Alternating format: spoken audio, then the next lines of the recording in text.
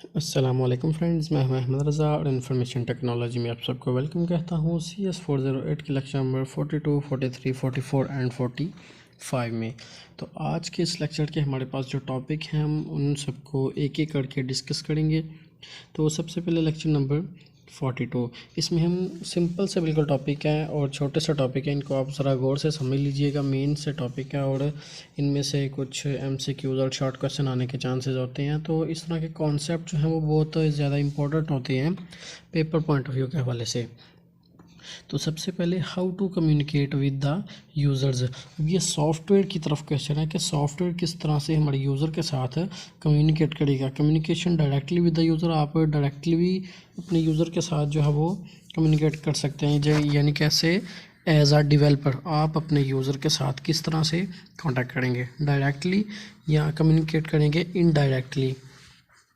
Directly तो आप उनसे बातचीत करके ही डायरेक्टली यूज़र के साथ कम्युनिकेट कर सकते हैं और उनकी सलाह मशवरा लेके आप उनके प्रोडक्ट को, सॉफ्टवेयर को इतना बेहतर बना सकते हैं जितना वो चाहते हैं।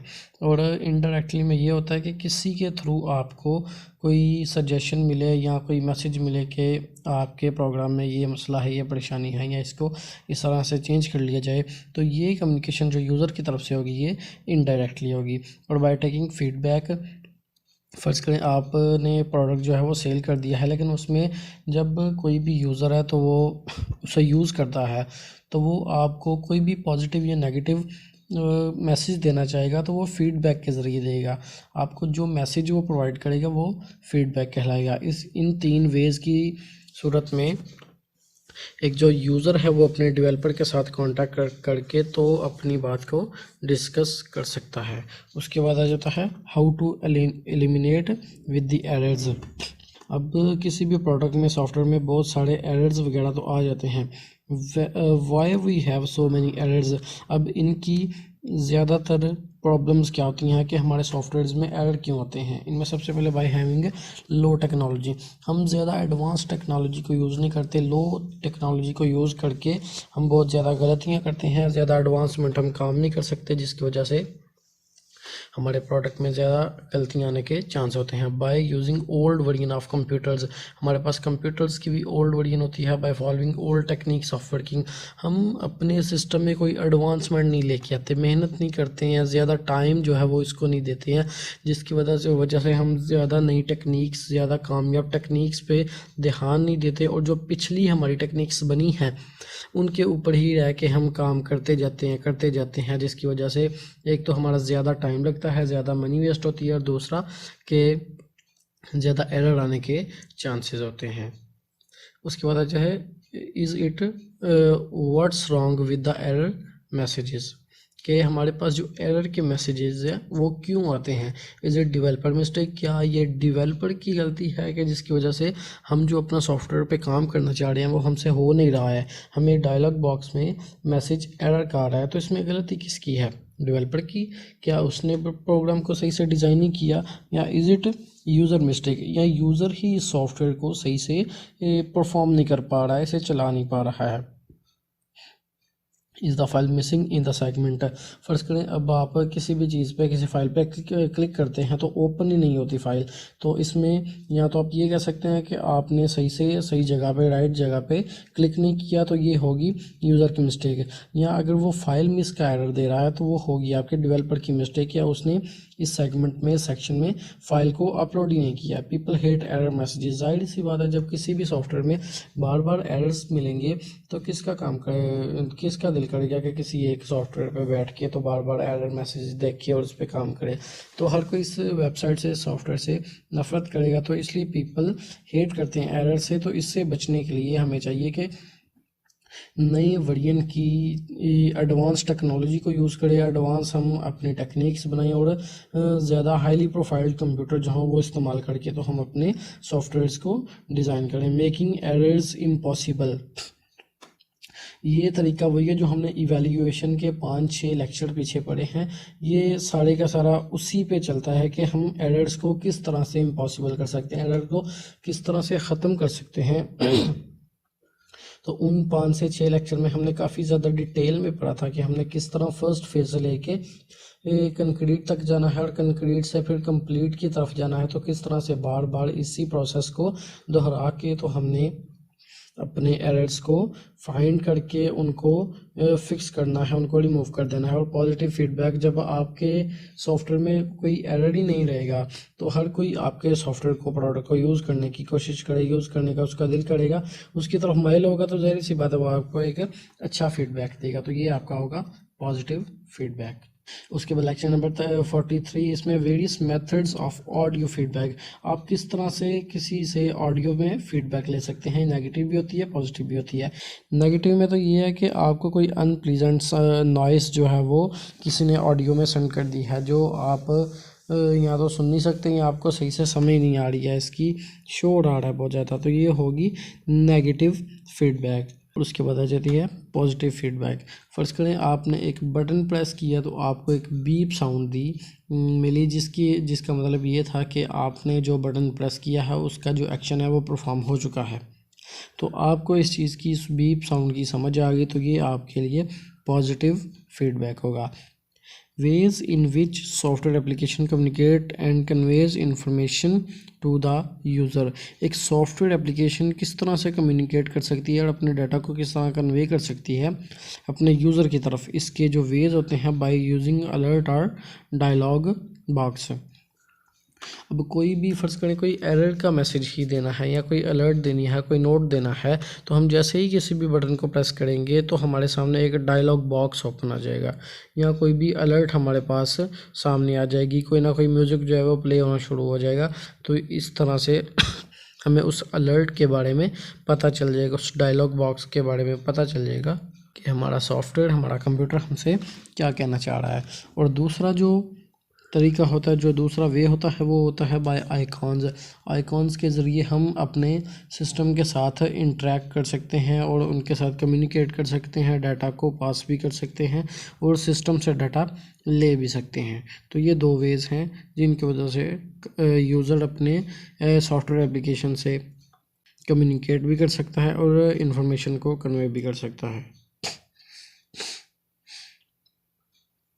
इंफॉर्मेशन रिट्राइवल इन डेस्कटॉप इन्वायरमेंट प्रोग्राम नेम। सबसे पहले आपकी जो इन्फॉर्मेशन है वो डेस्कटॉप का इन्वायरमेंट आपका किस तरह से होना चाहिए। सबसे पहले तो उसके ऊपर प्रोग्राम का नेम आना चाहिए सबसे ऊपर, और प्रोग्राम के स्टार्ट में भी आना चाहिए और टास्क बार पे भी आना चाहिए। प्रोग्राम का नेम सबसे पहले शो होना चाहिए। उसके बाद हमारे पास आ जाते हैं एंसिलियरी applications।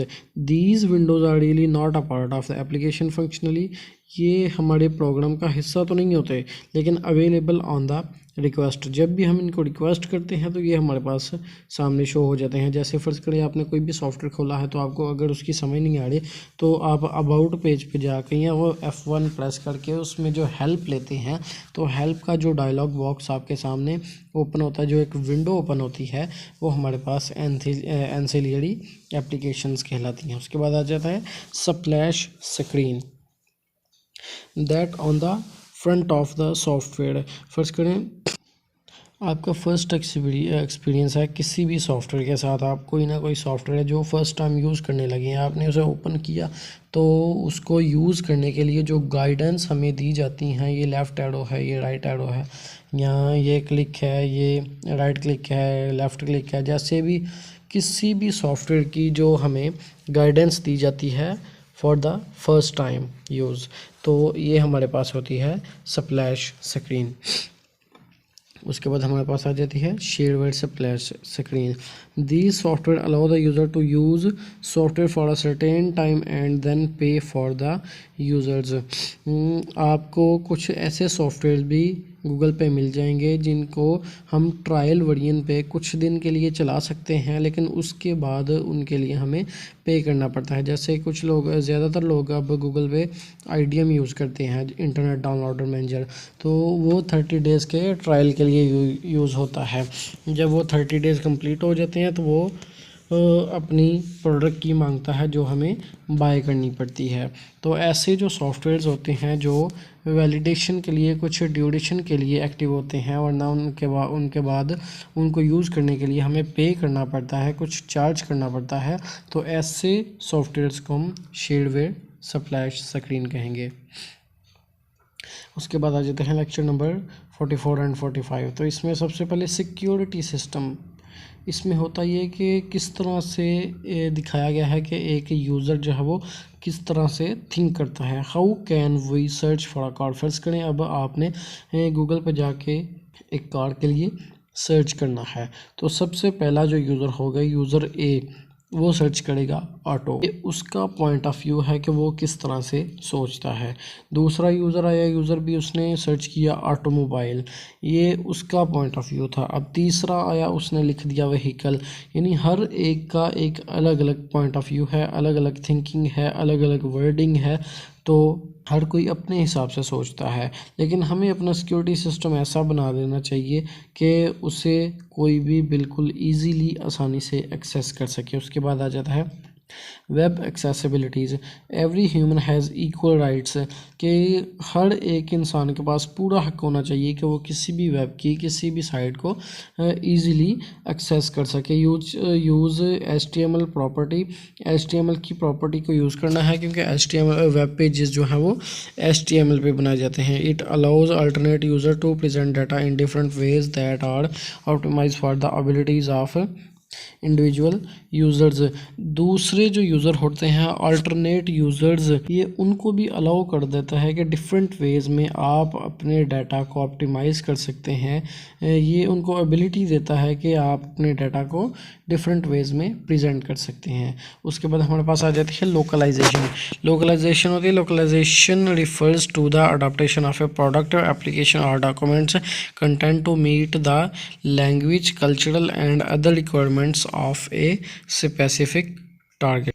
लोकलाइजेशन होती है किसी भी प्रोडक्ट को हमने अडॉप्ट कर लेना एप्लीकेशन या डॉक्यूमेंटेशन के कॉन्टैक्ट से, मिलना जुलना, उसकी लैंग्वेज के बारे में, उसके कल्चर के बारे में जानना, और उसकी अपने टारगेट को, स्पेसिफिक गोल को कंप्लीट करने के लिए कौन कौन सी रिक्वायरमेंट्स की ज़रूरत है उनके बारे में जानना, ये होती है लोकलाइजेशन। उसके बाद आ जाती है web localisation. It refers to meet environment of web application. जो हमारे पास वेब एप्लीकेशन होती है उसके इन्वायरमेंट के बारे में इंफॉर्मेशन को हासिल करना, ये हमारी होती है लोकलाइजेशन। ये हमारे कोर्स का एंड ऑफ दिस लेक्चर है। अब इसके बाद आपके फाइनल एग्ज़ाम्स हैं। आप मेरे लिए दुआ कीजिए, मैं आपके लिए दुआ करता हूँ कि हम सब के पेपर बहुत ज़्यादा अच्छे हो जाएं। और ये हमारी आखिरी मुलाकात थी। अब मिलेंगे किसी और कोर्स के लेक्चर्स में। तो तब तक के लिए मुझे इजाज़त दीजिए और मुझे अपनी दुआ में याद रखिए। अल्लाह हाफ़िज़।